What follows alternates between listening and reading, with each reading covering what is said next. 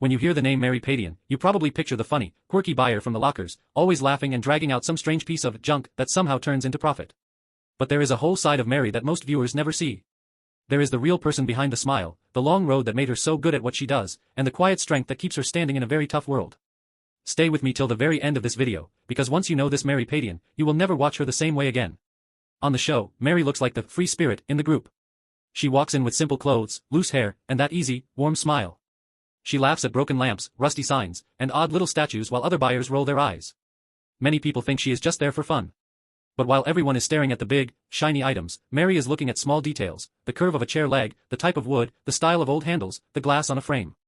In her head she is already asking, can I fix this? Can I turn this into something beautiful? Who would buy it? That playful energy hides a very sharp mind for business and design. Long before the cameras, Mary was a Texas girl who grew up around hard work, noise, and old parts. Her dad worked with metal and used gear, and she watched him take things that looked finished and give them new life.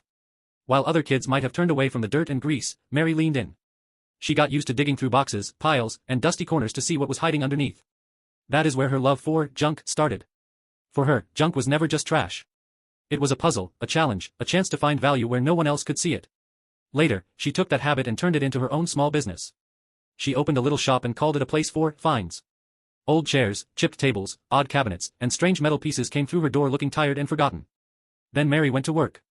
She sanded them, painted them, added new parts, mixed colors and styles, and turned them into one-of-a-kind home pieces. Local buyers and designers began to notice. When they needed a table or cabinet with soul, something that did not look like it came from a big store, they went to her. By the time you saw her at a locker, she already had years of skill behind that grin. Now think about the auction yard.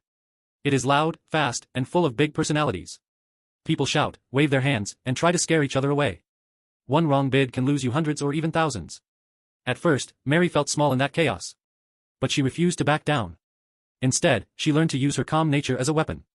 While others rushed in, she watched. She listened to the auctioneer's rhythm, watched who flinched, and waited for a tiny pause. Then, in that quiet second, she would step in with a clear, strong bid. Many times, she walked away with a locker that seemed risky to others but made sense to her creative eye. So the Mary Padian you do not know is more than a funny, junk girl with a sweet laugh. She is a hard worker, a quiet fighter, and a creative soul who turned a childhood habit into a shop, and that shop into a life on screen. She shows that you do not need to be loud to be strong, and you do not need perfect things to build a good life. If you enjoyed getting to know this hidden side of Mary Padian, make sure you watch this video till the very last second, hit the like button, leave a comment telling which part of her story surprised you the most, share this video with a friend who loves hidden treasures, and don't forget to subscribe so you never miss more stories like this.